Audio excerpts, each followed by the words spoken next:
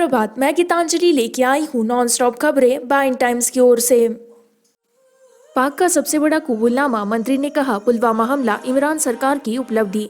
पाकिस्तान की इमरान खान सरकार में मंत्री फवाद चौधरी ने माना है कि पुलवामा में सीआरपीएफ के काफिले पर हुए हमले में पाकिस्तान का हाथ था। उन्होंने कहा कि पुलवामा हमला पाकिस्तान की कामयाबी है। फवाद चौधरी ने पुलवामा हमले का श्रेय इमरान खान और उनकी पार्टी पीटीआई को दिया।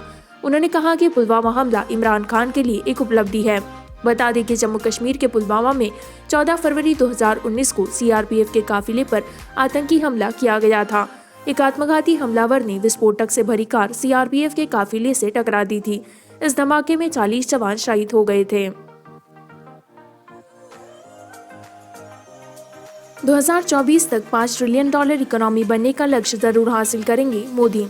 प्रधानमंत्री नरेंद्र मोदी ने भरोसा जताया है कि भारतीय अर्थव्यवस्था 2024 तक $5 ट्रिलियन के लक्ष्य को हासिल करने में कामयाब रहेगी। मोदी ने कहा, अगर इस साल महामारी के कारण हम ज्यादा तेजी से विकास नहीं कर पाए तो इस नुकसान की भरपाई के लिए हम अगले साल और तेज दौड़ेंगे। अगर हम रास्ते में आने वाली अड़चनों से डर गए तो हम अपना लक्ष्य हासिल नहीं कर पाएंगे। भारत परचेजिंग पावर पैरिटी में दुनिया की तीसरी सबसे बड़ी इकोनॉमी है। हम चालू US डॉलर के हिसाब से भी भारत को दुनिया की तीसरी बड़ी इकोनॉमी बनाना चाहते हैं। $5 ट्रिलियन के लक्ष्य से हमें इसे हासिल करने में मदद मिलेगी। भारत में कोरोना के मामले 80 लाख के पार। भारत में कोरोना वायरस की रफ्तार भले ही कम हो, मगर इसके मामलों का आंकड़ा 80 लाख के पार पहुंच गया। भारत में एक दिन में कोरोना वायरस के करीब 49,000 नए केस मिलने से कुल कोविड-19 मामलों की संख्या 80 लाख पार कर गई है। अमेरिका के बाद भारत दुनिया का दूसरा देश है जहां सबसे अधिक कोरोना केस पाए गए हैं। वही देश में कोरोना से 1,20,000 मौतें भी हो चुकी है। रिकवरी रेट की बात करें तो यह मामूली बढ़ोतरी के बाद 90.99% पर पहुंच गया है। पॉजिटिविटी रेट 4.63% पर है। डेथ रेट 1.49% है।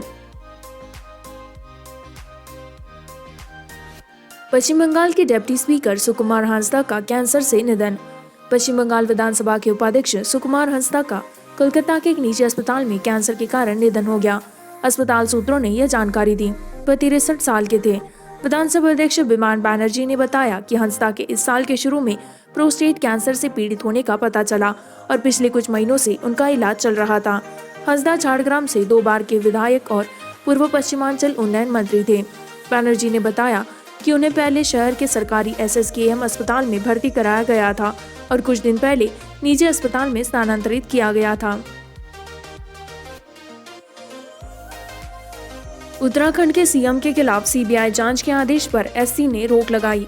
उत्तराखंड के मुख्यमंत्री त्रिवेंद्र सिंह रावत को सुप्रीम कोर्ट से राहत मिली है।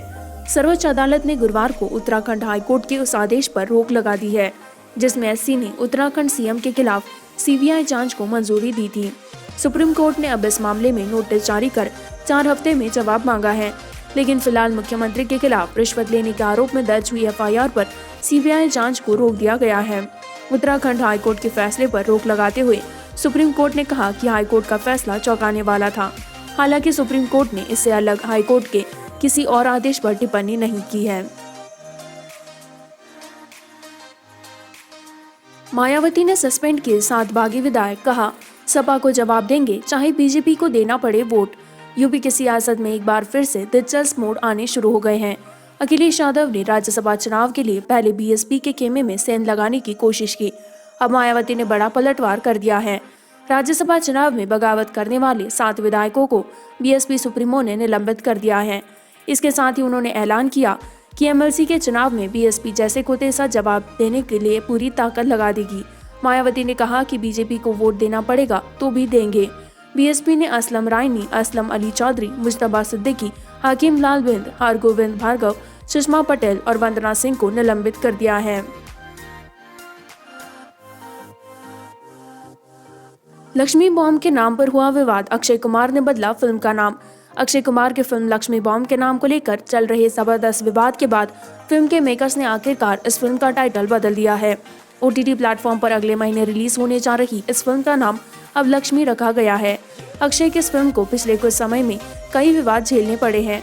इस फिल्म को पहले अपने टाइटल लक्ष्मी बॉम्ब के लिए ट्रोल किया गया था, फिर इस फिल्म पर लव जिहाद को प्रमोट करने का आरोप लगाया।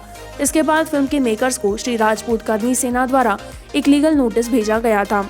इस नोटिस में डिमांड की गई है कि इस फिल्म के टाइटल को बदला जाए।